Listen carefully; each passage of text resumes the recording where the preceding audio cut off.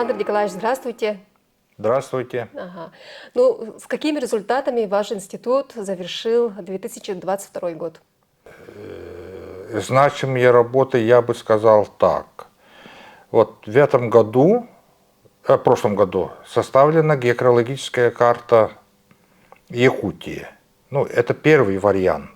Ну, я считаю, что это достаточно большая работа. Очень большой коллектив работал, практически весь коллектив института. Но и над этой картой тоже дальше будем работать. Но считаю, что это вот первый вариант. Вот такой мы сделали вот в 2022 году. На этой карте отражены практически все самые важные характеристики вечной мерзлоты.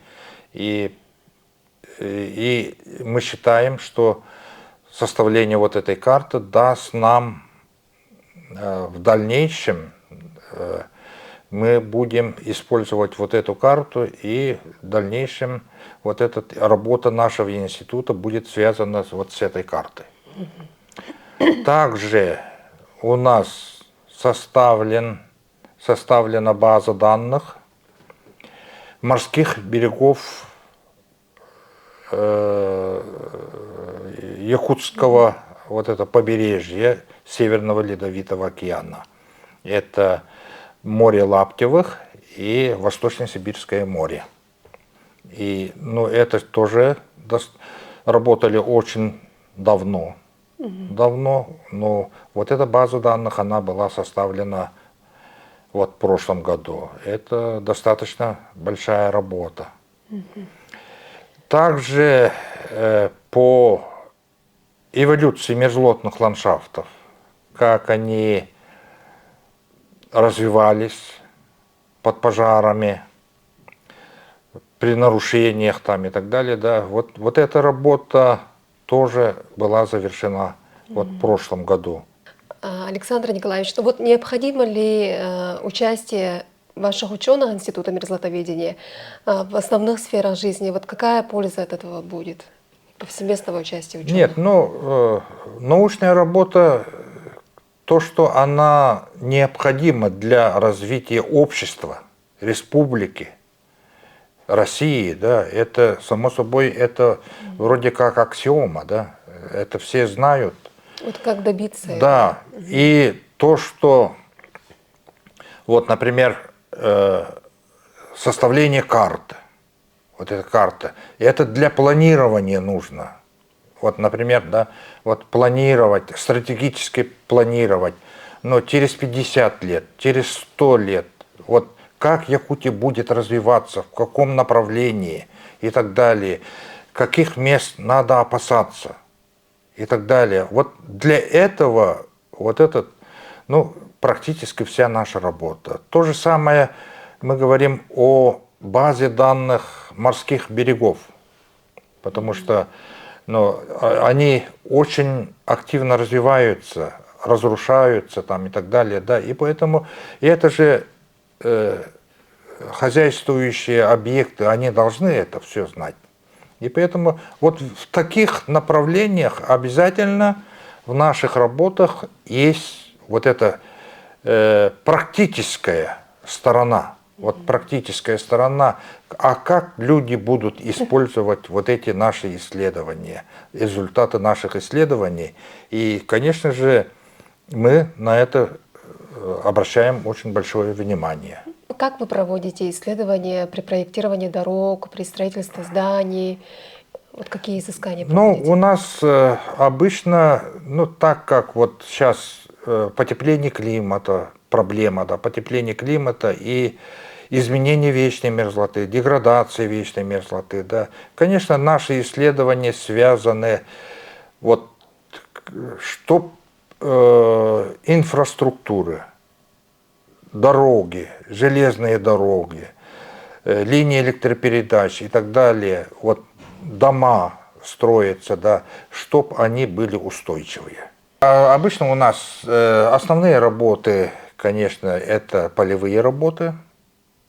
Это мы бурим, картируем, берем пробы, определяем, вот насколько, и определяем, в конце концов, насколько вот этот устойчивы будут построенные здесь дороги, дома, пашни и так далее, и так далее. Вот это наша работа. Основная работа, конечно, вот теплое время года, но мы начинаем практически с марта работать, и где-то в октябре заканчиваем вот эти полевые работы. И бурим, много берем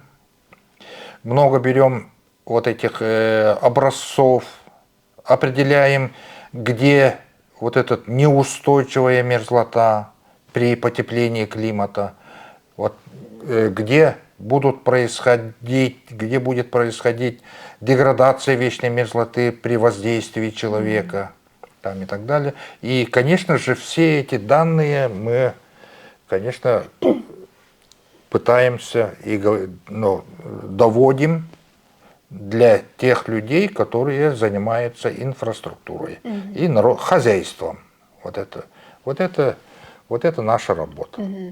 Насколько интенсивно меняется климат республики и где вот это вот больше? Если говорить о Якутии, по всей территории Якутии, да, ну практически вот мы считаем, что около 40% территории Якутии, да, это состоит из неустойчивой мерзлоты.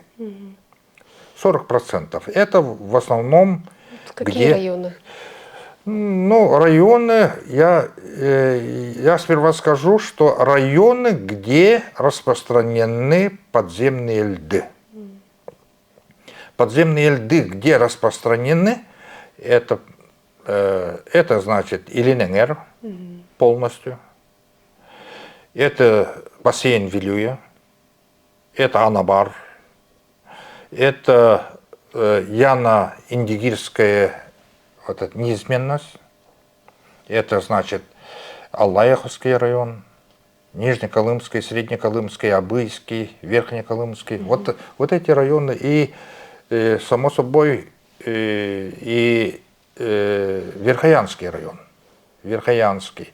Но практически во всех районах есть сильно льдистые участки.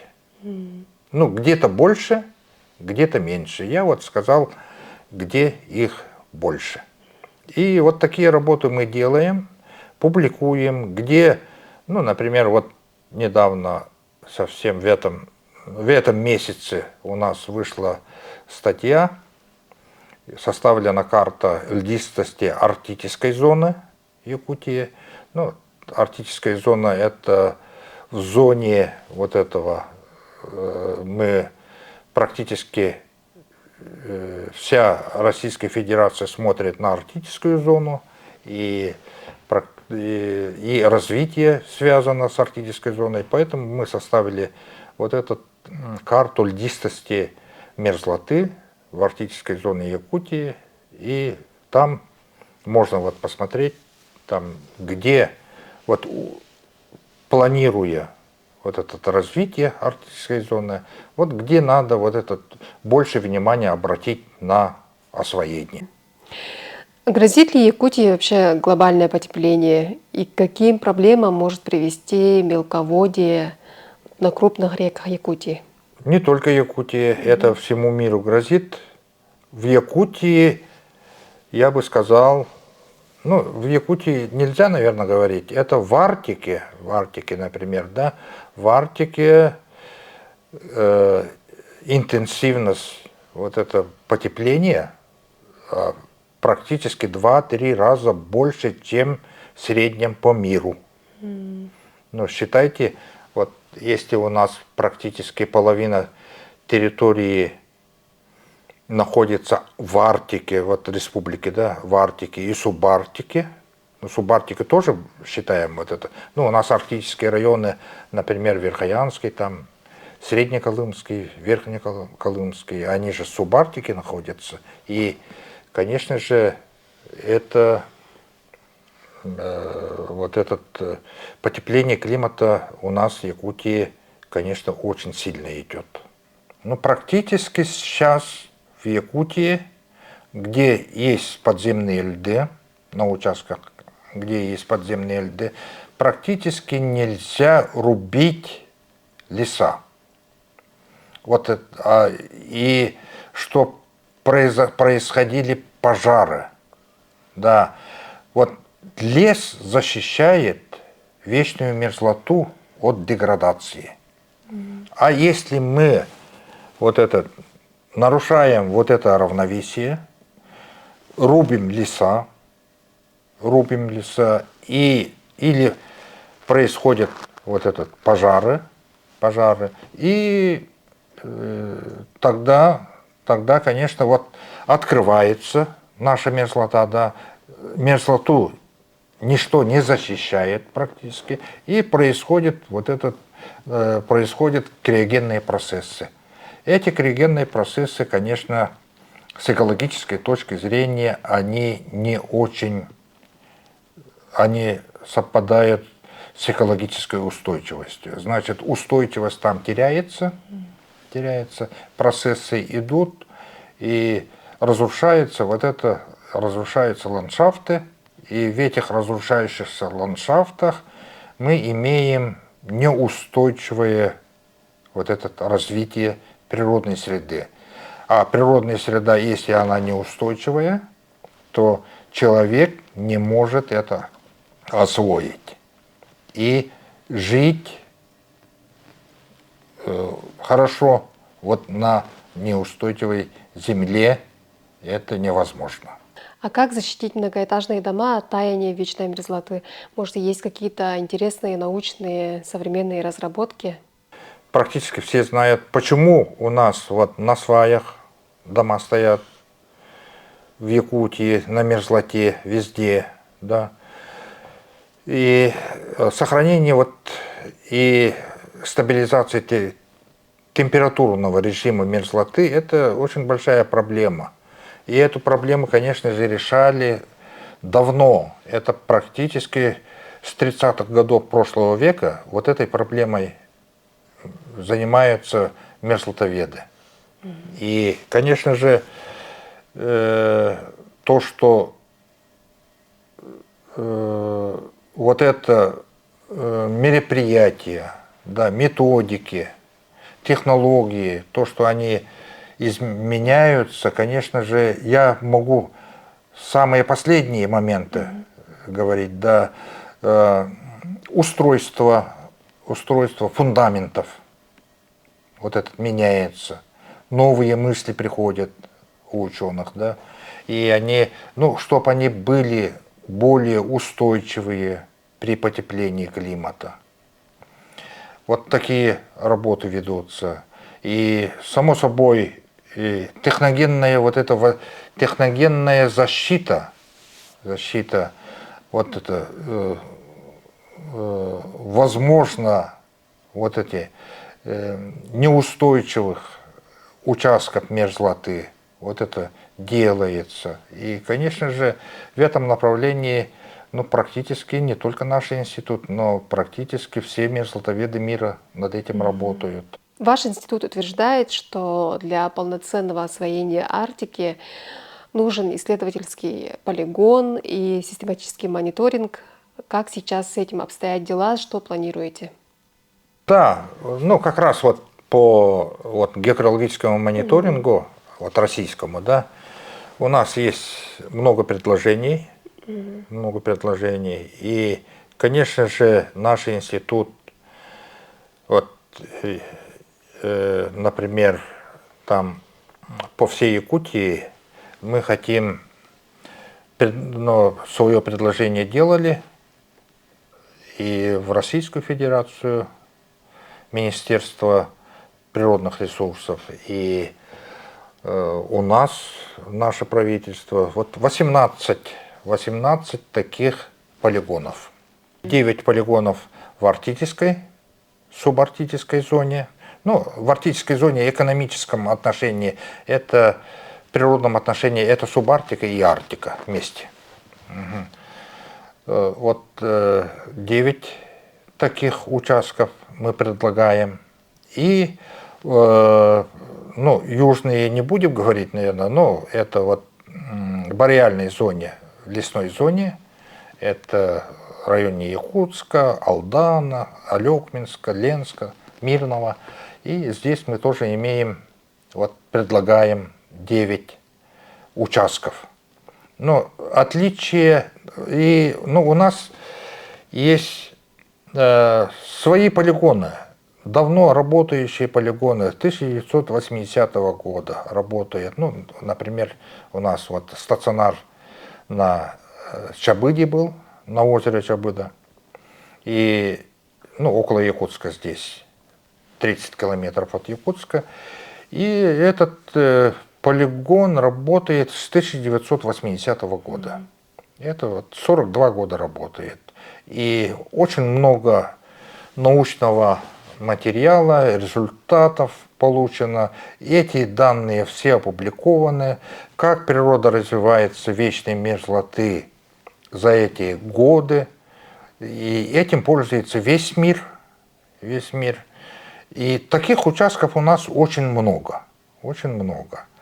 Но сейчас вот это, то, что вот эти полигоны мы хотим, это, ну, вообще в Российской Федерации хотим, да, сделать, у нас тогда, если будет государственный геокарологический мониторинг, то тогда у нас все переборы и вся методика работы будет одинаковая. И можно будет очень хорошо сравнивать. Ну, например, в Якутске как идет, на Дыме как идет, да, на Рильске как идет, в Воркуте, Анадыре. Вот для этого создается вот государственный геокарологический мониторинг. Александр Николаевич, сколько в вашем институте молодых ученых? Как вы их поддерживаете? Ну, у нас достаточно много молодых ученых. Ну, практически, если вот численность, вот, ну, если взять, да, вот в Совете молодых ученых и специалистов в институте состоит 51 человек. Ну, полевые работы – это работа молодых ученых.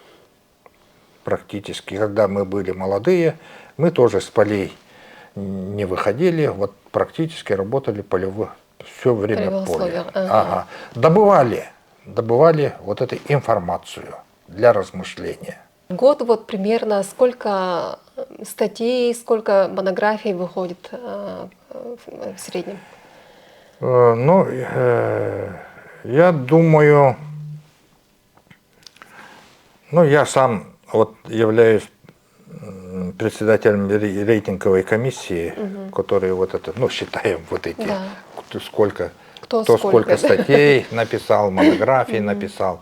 Ну, где-то в среднем 500-600 научных трудов, не считая научно-технических отчетов. Это научно-технических отчетов, наверное, где-то около 50-70 тоже. Ваши пожелания своим коллегам ко Дню науки? Я всех, конечно, поздравляю с Днем науки.